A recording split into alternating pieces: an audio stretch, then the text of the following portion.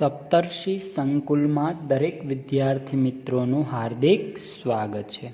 આપણે જોઈશું વિષય અર્થશાસ્ત્ર, ધોરણ 11, ચેપ્ટર નંબર 7, ભારતીય અર્થતંત્ર, જેનો ભાગ નંબર આપણે આજે જોઈશું 1.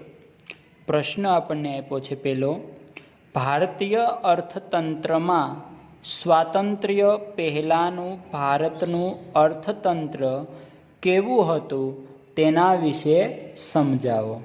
અને તેના દ્વારા આપણને પરિણામો પણ આપવામાં આવ્યા છે 13.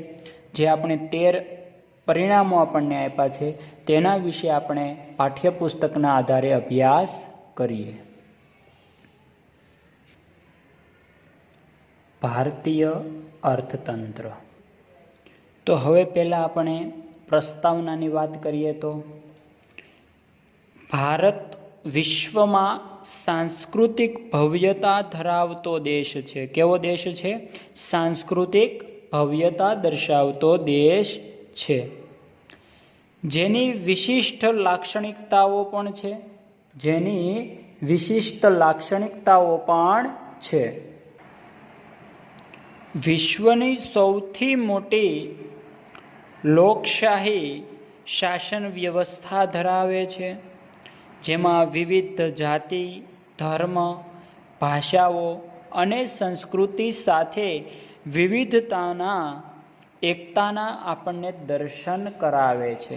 આપણા દેશમાં જાતિ પણ અલગ છે, ધર્મ પણ અલગ છે, ભાષા પણ અલગ છે, સંસ્કૃતિ પણ અલગ છે, તો પણ વિવિધતા હોવા છતાં બધામાં એકતાના દર્શન થતા જોવા મળે છે. ભારત દેશનું નામ મહાભારત પુરાણના આદિ પર્વમાં થયેલ ઉલ્લેખ મુજબ રાજા દુષ્યંત, કોણ રાજા હતો? રાજા દુષ્યંત અને તેની રાણી શકુંતલાના પુત્ર રાજા ભરતના નામ પરથી રાખવામાં આવ્યું છે. તમને પૂછવામાં આવે કે ભારત દેશનું નામ કોના નામ પરથી રાખવામાં આવ્યું, તો લખવાનું રાજા દુષ્યંત અને તેની રાણી શકુંતલાના પુત્ર રાજા ભરતના નામ પરથી રાખવામાં આવ્યું છે. ભારત દેશ ખેતી, ઉદ્યોગ અને વેપાર ક્ષેત્રે સક્ષમ હોવાને કારણે ધનવાન દેશ ગણાતો. કેવો દેશ ગણાતો? ધનવાન. જેથી ભારત દેશ ભૂતકાળમાં સોને કી ચિડિયા નામે ઓળખાતો હતો. કયા નામે ઓળખાતો હતો? સોને કી ચિડિયા. ભારતની સમૃદ્ધિથી આકર્ષાઈ ભારત પર ઘણા બધા આક્રમણો પણ થયા હતા, જેમાં ધન સંપત્તિ ઘણી બધી લૂંટી અને ધીમે ધીમે ભારત પર સત્તા પણ હાંસલ કરી. તો વર્ષ 1526 થી 1858 એટલે કે 16મી સદીની શરૂઆતથી 19મી સદીના મધ્ય સુધી મુઘલ સામ્રાજ્યનું શાસન પૂર્ણ અથવા આંશિકપણે ભારત દેશ પર ચાલુ રહ્યું હતું. આ ઉપરાંત ભારતમાં વેપાર અર્થે આવેલા ફ્રેન્ચ, પોર્ટુગીઝ, ડચ અને અંગ્રેજો જેવા વિદેશીઓ પૈકી અંગ્રેજોએ 1757 થી 1947 સુધી ભારતમાં પોતાનું અધિપત્ય જમાવેલું હતું. જેમાં 1757 થી 1858 સુધી ઈસ્ટ ઇન્ડિયા કંપનીનો સમયગાળો, 1858 થી 1947 સુધી બ્રિટિશ શાસનના સમયગાળા તરીકે ઓળખવામાં આવે છે. જો બધાનો સમયગાળો ઈસવીસન સાથે અલગ અલગ જ દર્શાવવામાં આવ્યો છે, એટલા માટે ખાસ યાદ રાખજો. અને અગાઉ પણ તમે આ ધોરણ 9 અને 10માં તમે ભણીને આવ્યા છો. આમ અંગ્રેજોએ ભારત દેશ પર 18મી સદીના મધ્યથી 20મી સદીના મધ્ય સુધી પોતાનું સામ્રાજ્ય આંશિકપણે એટલે કે આંશિક અથવા પૂર્ણપણે પણ ચલાવ્યું અને અંતે 15મી ઓગસ્ટ 1947ના રોજ ભારત સ્વતંત્ર દેશ તરીકે પ્રસ્થાપિત થયો હતો.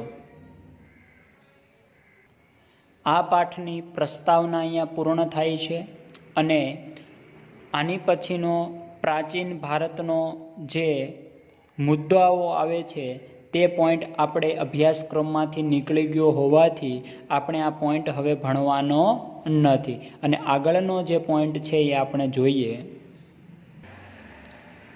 તો સ્વાતંત્ર્ય પહેલાંનું ભારતનું અર્થતંત્ર. અંગ્રેજો ભારતમાં આવ્યા ત્યારે ભારતીય ખેતી, ઉદ્યોગો અને વેપાર જાહોજલાલી ભોગવતા હતા. ભારતનું નામ વિશ્વવિખ્યાત હતું. જ્યારે ભારતમાં સુતરાઉ કાપડ, મલમલ કાપડ, તાંબા પિત્તળના વાસણો, ગરમ કપડાં, મરી મસાલા, તેજાના, લોખંડના ઓજારો વગેરેની વિશ્વના બજારોમાં શું હતી? માંગ હતી. આમ ભારતના ગ્રામ્ય વિસ્તારો સુખી અને સંપન્નતાથી સાથે સ્વાવલંબી પણ હતા, જેમાં ગૃહ ઉદ્યોગો અને નાના પાયાના ઉદ્યોગોનો વ્યવસ્થિત ધીમે ધીમે વિકાસ થતો હતો. આમ ભારતના વેપારમાં નિકાસો આજે પ્રાધાન્ય ધરાવતી હતી. એ સમયમાં ભારતના વેપારમાં નિકાસો પ્રાધાન્યતા ધરાવતી હતી અને આમ ભારતનો આ એક સુવર્ણ કાળ ગણાતો હતો. કેવો ગણાતો હતો? સુવર્ણ એટલે કે સારામાં સારો સમય ગણાતો હતો, જેના કારણે વિદેશી પ્રજાનું ભારત પ્રત્યે આકર્ષણ ધીમે ધીમે વધવા લાગ્યું અને પ્રથમવાર વેપાર અર્થે તેઓનું ભારતમાં આગમન થયું હતું, એટલે કે વેલકમ કરવામાં આવ્યું હતું. જેમાં ભારતમાં આવેલ વિદેશી પ્રજાઓમાં ફ્રેન્ચ, ડચ, પોર્ટુગીઝ અને અંગ્રેજો વગેરે હતા. જેમાં શરૂઆતમાં તેઓ માત્ર વેપાર પર જ ધ્યાન કેન્દ્રિત કરતા હતા, પરંતુ સમય જતાં આ વિદેશી પ્રજાઓ વચ્ચે ઘર્ષણ વધ્યું અને તેના કારણે પોતાની તાકાતનું તે શું કરવા લાગ્યા? પ્રદર્શન કરવા લાગ્યા અને સૈન્યનો પણ ઉપયોગ કરવા લાગ્યા. જે પૈકી અંગ્રેજ સૈન્ય વધુ શિસ્તના આગ્રહી હોવાથી તેમજ તેમણે ઇંગ્લેન્ડનો રાજકીય સાથ મળતા તેઓએ ધીરે ધીરે ભારતમાં સત્તા હાંસલ કરવા તરફ પ્રયાણ કર્યું અને આમ વર્ષ 1757થી 1947 સુધી ભારતને અંગ્રેજ શાસનનો ભોગ બનવું પડ્યું, એટલે કે બ્રિટિશ શાસનનો ભોગ બનવું પડ્યું હતું. જેમાં બ્રિટિશ શાસન દરમિયાન ભારતને ઓછા પ્રમાણમાં સારા પરિણામો અને વધુ પ્રમાણમાં ખરાબ પરિણામોનો સામનો કરવો પડ્યો છે. જેના પરિણામો આપણને કેટલા આપ્યા? 13 પરિણામો આપ્યા છે. એ આપણે આજે જોઈએ. હવે વાત કરીએ પહેલો પરિણામોની. તો પહેલું છે રેલવે. બ્રિટિશ શાસન દરમિયાન ભારતને મળેલ રેલવે લાભ આપનારી એક વ્યવસ્થા બની હતી. ભારતના વાહન વ્યવહારને ઝડપી અને સુદૃઢ બનાવવામાં રેલવેએ ખૂબ સુંદર ભાગ ભજવ્યો છે. રેલવેની શરૂઆત 16મી એપ્રિલ 1853ના રોજ બોરી બંદર એટલે કે આજનું હાલનું મુંબઈથી થાણેના રૂટ ઉપર ચાલુ કરવામાં આવી હતી, જે 1947 સુધીમાં 53,000 કિમીની લંબાઈ ધરાવતી હતી. કેટલા કિમીની? 53,000 કિમીની લંબાઈ ધરાવતી હતી અને 68 લાખ પ્રવાસીઓએ તેનો લાભ આપનારી ખાનગી સંસ્થા, કેવી સંસ્થા? ખાનગી સંસ્થા તરીકે ગણાતી હતી. આ પહેલું પરિણામ પૂર્ણ થયું. હવે જોઈએ બીજા પરિણામ. માર્ગ પરિવહન. અંગ્રેજોના શાસન દરમિયાન 1855માં જાહેર બાંધકામ ખાતા હતા તેની રચના કરવામાં આવી હતી અને ભારતમાં રોડ રસ્તા બાંધકામની જવાબદારી બ્રિટિશ શાસનને ઉપાડી લીધી હતી અને 19મી સદીના અંત સુધીમાં 2,78,420 કિલોમીટર રસ્તા બનાવ્યા હતા, જે વધારીને 1943 સુધીમાં રસ્તાની લંબાઈ 4,47,105 કિમી થઈ હતી અને 68% કાચા રસ્તા જોવા મળતા હતા. હવે આગળ ત્રીજા પરિણામની વાત કરીએ તો બેંકો. વર્ષ 1770માં ખાનગી ક્ષેત્રમાં બેંકની શરૂઆત થઈ, જે 1946 સુધીમાં 700થી વધુ સંખ્યામાં ધીમે ધીમે વિકાસ પામી અને 1935માં ભારતીય રિઝર્વ બેંક ઓફ ઇન્ડિયા એટલે કે RBIની રચના થઈ, જે નોંધનીય બાબત ગણવામાં આવે છે. પણ પહેલાં જ્યારે બેંકોની સ્થાપના શરૂઆત ક્યારે થઈ તો કે વર્ષ 1770માં ખાનગી ક્ષેત્રમાં બેંકની શરૂઆત કરવામાં આવી હતી. હવે જોઈએ આપણે ચોથો મુદ્દો પરિણામનો તો કે સામાજિક માળખું.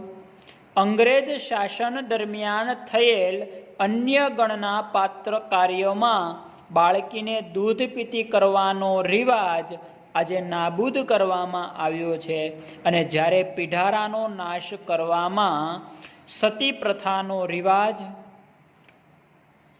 રોકવામાં ભારતીયોને આપેલ સાથ સહકાર ગણના પાત્ર ગણવામાં આવે છે. સાંભળજો, ભારતીયોને આપેલ સાથ સહકાર ગણના પાત્ર ગણવામાં આવે છે, કેમ કે આ બધી વસ્તુ નાબૂદ કરી દીકરીને બાળકીને દૂધ પીતી કરવાનો રિવાજ નાબૂદ કરવામાં આવ્યો. આ પીઢારાઓ જે હતા એનો પણ નાશ કરવામાં આવ્યો હતો અને સતી પ્રથા જે એનો રિવાજ પણ નાબૂદ કરવામાં આવ્યો હતો. હવે જોઈએ આપણે પાંચમું પરિણામ ખેતી.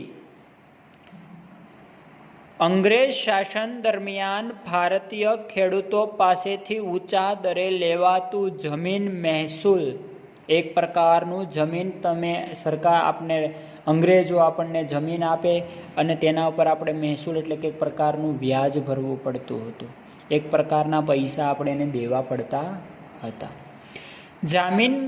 જમીનદારોની પ્રથાને પ્રોત્સાહન મળ્યું, ખેડ હકને સુરક્ષા અને સલામતી ન આપવી વગેરે દ્વારા ખેડૂતોનું ભારેમાં ભારે શોષણ થવા લાગ્યું, જેથી ભારતીય ખેડૂતો ગરીબ બન્યા અને કેટલાક ખેતમજૂર પણ બન્યા.